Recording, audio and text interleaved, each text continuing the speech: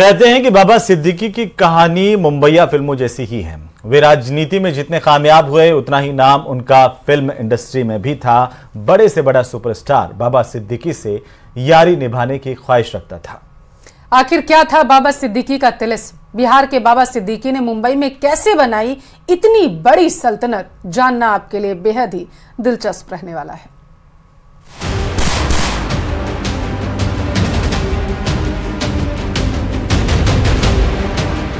जिसकी यारी भाईजान से हो, किंग खान भी जिसकी शख्सियत के मुरीद हों, जिसका एक हाथ सलमान के कंधे पर और दूसरा शाहरुख खान के कंधे पर हो। सोचिए मुंबई में क्या जलवा होगा बाबा सिद्दीकी का। जिनके एक बुलावे पर बॉलीवुड के भाईजान और किंग खान उनकी पार्टी में शिरकत करने पहुंच जाते थे।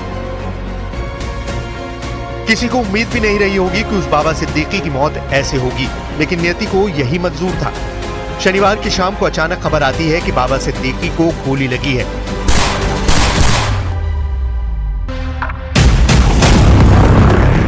और कुछ ही देर बाद अस्पताल से खबर आती है कि बाबा सिद्दीकी की सांसें टूट चुकी हैं। वो अब इस दुनिया में नहीं है। जैसे ही ये खबर मुंबई के राजनीतिक हलकों तक पहुंची, मानो वहां अफरा तफरी मच गई। हर कोई अस्पताल की तरफ भागा।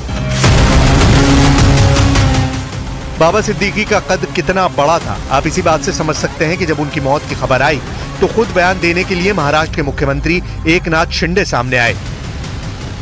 एक्स मिनिस्टर बाबा सिद्दीकी, इन पर जानलेवा हमला हुआ था। दुर्भाग्य से उनमें उनकी मृत्यु हुई है, ऐसी खबर है। और ये बहुत ही दुर्भाग्यपूर्ण घटना है, दुखद घटना है। सलमान शाहरुख की दोस्ती कराई।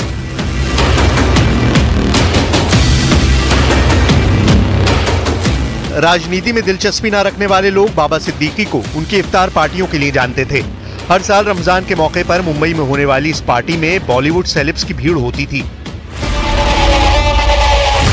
सितारा चाहे बड़े पर्दे का हो या छोटे पर्दे का, जब बाबा सिद्दीकी की इफ्तार पार्टी होती थी तो उसमें शिरकत करना सबके लिए जरूरी हो जाता था। बाबा सिद्दीकी की इफ्तार पार्टी में फिल्म और टेलीविजन से जुड़े ज्यादातर सितारे अपनी हाजिरी लगाते थे। बाबा सिद्दीकी की इफ्तार पार्टी के दौरान सलमान खान, शाहरुख खान, संजय दत्त, शिल्पा शेट्टी, तमन्ना भाटिया जैसे तमाम फिल्मी सितारे शिरकत करते रहे हैं। ये बात शायद बहुत कम लोग ही जानते हैं कि बाबा सिद्दीकी की ही इफ्तार पार्टी में शाहरुख खान और सलमान खान का सालों पुराना झगड़ा खत्म हुआ था। इस तस्वीर को देखिए, ये तस्वीर उसी वक्त की है। वर्ष 2013 में बाबा सिद्दीकी ने इफ्तार पार्टी रखी थी। बाबा सिद्दीकी की इफ्तार पार्टी में सलमान पहले से ही मौजूद थे, जबकि शाहरुख खान उनके बाद पहुंचे थे। जिस वक्त शाहरुख पार्टी में पहुंचे, सलमान भी वहीं मौजूद थे। पार्टी के होस्ट बाबा सिद्दीकी पहले शाहरुख से गले मिले और फिर सलमान को भी खींचकर गले लगा लिया। बाबा सिद्दीकी से गले मिलते हुए दोनों सुपरस्टार एक ही फ्रेम में आ गए। इस दौरान सलमान के पिता सलीम खान भी मौजूद थे। बाबा सिद्दीकी से मिलने के बाद दोनों स्टार्स ने हाथ मिलाया और फिर एक दूसरे के गले लग गए। 5 साल चली थी सुपरस्टार्स की जंग। शाहरुख और सलमान एक वक्त में अच्छे दोस्त हुआ करते थे। एक बार तो शाहरुख ने अपना अवार्ड तक सलमान के नाम कर दिया था, लेकिन इन दोनों की दोस्ती को मानो किसी की नजर लग गई। साल 2008 में कटरीना कैफ की बर्थडे पार्टी थी। कटरीना की पार्टी में दोनों ही सुपरस्टार मौजूद थे। अचानक दोनों के बीच में बहस हो गई, जिसके बाद से ही दोनों के बीच की दुश्मनी जग जाहिर हो गई। पब्लिक इवेंट में दोनों एक दूसरे से कटे कटे रहते थे और दोनों के बीच चल रही कोल्ड वॉर का असर भी उनके बयानों में दिखता था। ये दुश्मनी करीब 5 साल तक चली। फिर दोनों के बीच बाबा सिद्दीकी ने इफ्तार पार्टी में पैचअप कराया। जियाउद्दीन सिद्दीकी कैसे बने बाबा सिद्दीकी? बाबा सिद्दीकी सुनील दत्त को अपना मेंटोर मानते थे। सुनील दत्त कांग्रेस से जुड़े थे और बाबा सिद्दीकी ने भी कांग्रेस से ही अपने करियर की शुरुआत की थी। कांग्रेस के लिए साथ काम करते हुए दोनों की दोस्ती गहरा गई। धीरे धीरे बाबा सिद्दीकी का सुनील दत्त के घर भी आना जाना शुरू हो गया। कहा जाता है कि सुनील दत्त ने ही अपने बेटे संजय दत्त से उनकी मुलाकात कराई। सब जानते हैं कि संजय दत्त और सलमान खान की दोस्ती बहुत गहरी है। संजय दत्त ने बाबा सिद्दीकी की मुलाकात सलमान खान से कराई और फिर बाबा सिद्दीकी ने पीछे मुड़ के नहीं देखा।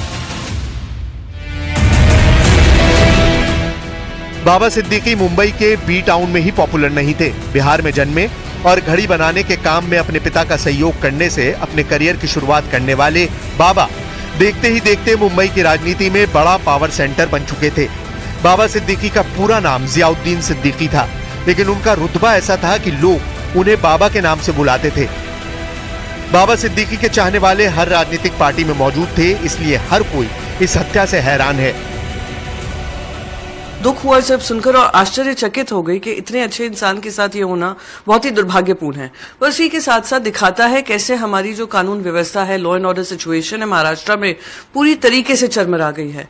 अगर हम लिस्ट ऑफ इवेंट्स देखें, उन्होंने 15 दिन पहले कहा था कि उनको ये धमकियां आ रही हैं, वाई कैटेगरी सिक्योरिटी दी गई थी। फिर उसके बावजूद भी इतना बड़ा इंटेलिजेंस फेलियर होना, बांद्रा जैसे शहर एरिया में उनका दिन दहाड़ी मौत हो जाना, मैं मानती हूं कि ये उनकी लॉ एंड ऑर्डर व्यवस्था पे एक बड़ा ही प्रश्न चिन्ह उठाता है। सिर्फ और सिर्फ लूट हो रही है। बहुत दुख है कि गए 10 दिनों में जो है हमारे राष्ट्रवादी के एक तालुका प्रमुख और एक नेता दोनों की हत्या हुई है। मुंबई पुलिस को मालूम था, वाई सिक्योरिटी दी गई थी, पुलिस को कहा गया था ये धमकियां आ रही है। पुलिस का काम यह है कि सिर्फ सिक्योरिटी दे दे और चुप बैठे। कहां से धमकियां आई, कौन दे रहा है, उसका कुछ इलाज करेंगे कि नहीं। बाबा सिद्दीकी ने स्टूडेंट पॉलिटिक्स से करियर शुरू किया। 1977 से 1980 तक वो कांग्रेस की स्टूडेंट विंग NSUI के मेंबर रहे। 1982 में वो बांद्रा यूथ कांग्रेस के जनरल सेक्रेटरी बनाए गए। 1988 में मुंबई युवा कांग्रेस के अध्यक्ष बने। 1993 में BMC के कॉर्पोरेटर चुने गए थे। साल 1999 में बाबा कांग्रेस के टिकट पर पहली बार बांद्रा वेस्ट सीट से विधायक बने। बाबा साल 2004 से 2008 तक राज्य के खाद्य और श्रम राज्य मंत्री भी रहे। इसके बाद वो 2014 तक लगातार 3 बार इस सीट से विधायक रहे। हालांकि साल 2014 में वो चुनाव हार गए। 2019 में महाराष्ट्र प्रदेश कांग्रेस कमेटी के सदस्य बोर्ड में शामिल किया गया। फरवरी 2024 में वो कांग्रेस छोड़ अजित पवार की NCP में शामिल हुए थे। बाबा सिद्दीकी लगभग 48 सालों तक कांग्रेस से जुड़े रहे थे। बाबा सिद्दीकी की मौत की खबर के बाद अजित पवार भी अस्पताल पहुंचे। ऐसे अब बिल्कुल नहीं होना चाहिए था। अभी अपोजिशन वालों क्या बोलेंगे वही बोलेंगे, लेकिन हमारा काम है कानून ठीक रखना। इसके पीछे कौन है, किसका हाथ है, ये हम ढूंढ के ही निकालेंगे। हम जरूर इसका बंदोबस्त करने वाले हैं।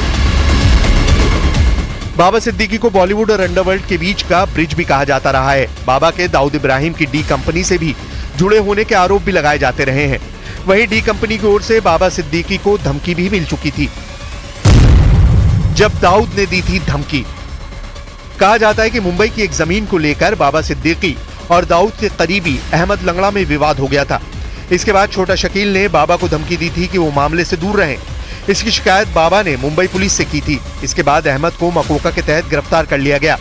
दावा तो यहां तक किया जाता है कि इस बात से दाऊद इब्राहिम बाबा सिद्दीकी से बेहद नाराज हो गया था और बाबा सिद्दीकी को फोन पर धमकाते हुए कहा था कि राम गोपाल वर्मा से बोलकर तुम्हारी फिल्म बनवा दूंगा। एक था MLA